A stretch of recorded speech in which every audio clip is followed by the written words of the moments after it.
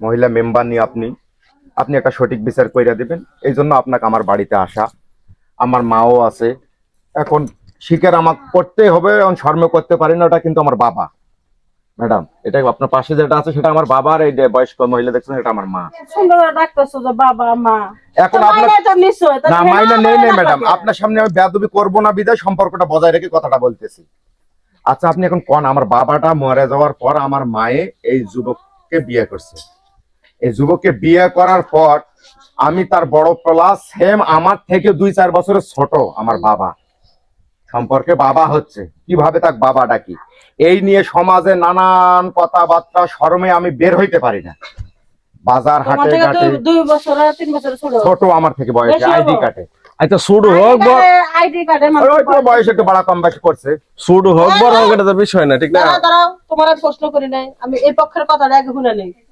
তোমরা বেশি পড়া পড়া করো না, তুমি যে কাম করছো পোলাপার মানুষ হয়, তোমার তো খাট পারে না কাম, অতিরিক্ত কথা কইতেছো। আর কি আর কি কি চাও রাখো উনি, এটা যেটা সমাধান দেখেন, আলাদা করে যে থাকা যায় না, কি করা যায়, সম্পত্তি বাবা রাইখা গেছে, এখন মায়ের তো বিয়ে করার পর আমাকে আর কিচ্ছু দিতেছে না, বাপে বুদ্ধি শিখে দিচ্ছে তোর এখন ভবিষ্যৎ আছে, আবার বাচ্চা নেই, এখন বুড়া বয়সে এগুলো আমি এখন। যেটুকু জানি তোমাকে প্রচুর সম্পত্তি, আর গ্রামের মধ্যে তুমি একটা ভালো ছেলে, তোমার সম্পত্তি থাকার পরেও তুমি অসহায় মতন চলাফেরা করো, ফাংশন করো না, সাধারণ ভাবে চলো। বাধ্য। আর ভালো ফ্যামিলির মেয়ে একটা বিয়ে করছো, এটাও লক্ষ্মী বৌমা।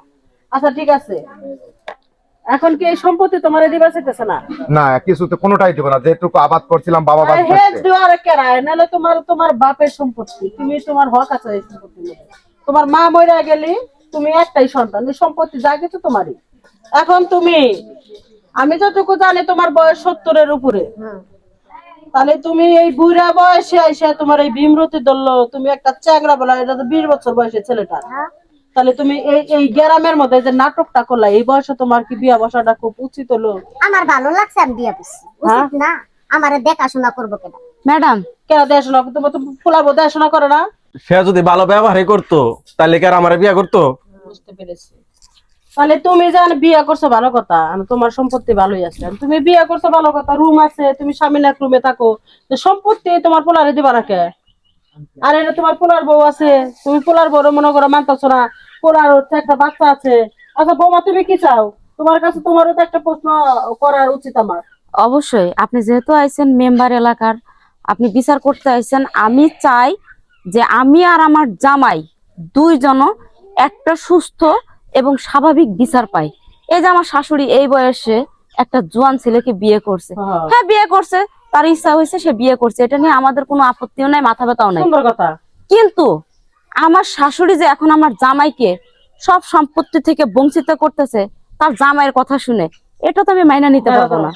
এখন হইছে তুমি বিয়া বইছো ভালো কথা, হ্যাঁ, ঠিক আছে, তুমি বিয়া বইছো ভালো কথা, স্বামী নিয়ে থাকবা, সম্পত্তি যা কিছু আছে এটা করলে মরিয়া গেলে করলে তোমার সন্তানই পাইবো। হ্যাঁ, আর ওলেকা 3 ভাগের 1 ভাগ যদি তুমি মরিয়া যাও না, তোমার স্বামী যদি তোমার নিয়ে সংসার করে খাই, তো মরিয়া যাওয়ার পরে 1 ভাগ তোমার স্বামী পাইবো। অবশ্যই পারবো। তাহলে এই সম্পত্তি থেকে তো তুমি তোমার পোলারে বঞ্চিত করলা, কোন কারণে? স্বামীর কারণে।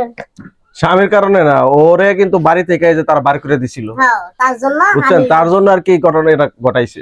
ও না, বাইর করে দেওয়ার কারণ আছে ম্যাডাম। পাশের বাড়ি কুদ্দুস চাচারে তো চিনেন, কুদ্দুস চাচার সাথে 2 দিন রাত্রে আমি নিজে যাই আমার শাশুড়ি ডাকে নিয়ে আসি। এই একজনের নামে মিথ্যা অপবাদ দেওয়া কিন্তু ঠিক না, এটা মিথ্যা একটা অপবাদ দিতেছে। বুঝছি বুঝছি। আর মনে করো মানুষের সাথে কথা কইছে, পোলার বউরা পছন্দ করে না, বাই করে দিছে, কারণ আমি বিচার করে দিলাম অর্ধেক সম্পত্তি আজকে তোমার পোলার নামে লেখা দিবা, আর অর্ধেকখানে যা থাকবো তুমি তোমার স্বামী নিয়ে সংসার করবা। আরে তুমি ভালো করে কি বিয়ে শাদী করছো? হ্যাঁ, হ্যাঁ সবকিছু আছে, হ্যাঁ? সবকিছু। কাগজটা আমার বিকাল বেলা আমার বাড়িতে আসবা, বিয়ার কাবির নামার কাগজটা চাই, কিবা করে বিয়াটা বইছো। আর তোমারে সম্পত্তি লোভে এই ছেলেটা বিয়া করছো নাকি, এটার যাচাই বাছাই করা আছে। আর আমার হাতে বেশি সময় নাই, আমার আরেক জায়গায় একটা মিটিং আছে, আমি যে এই অশান্তির আমি নিউজ পাইছিলাম, এই জন্য বিচারটা করে দিয়ে গেলাম। আমি চাই না যে মায়ের ছেলের মধ্যে কোনো গ্যাঞ্জাম লাগুক, আর নেক্সট টাইমে যদি এই না গ্যাঞ্জাম বাজে, তোমার স্বামী না এলাকা ছাড়াবা, না তোমার বউ না তুমি এলাকা ছাড়াবা, মিলজুল করে যদি খাইবার পারো।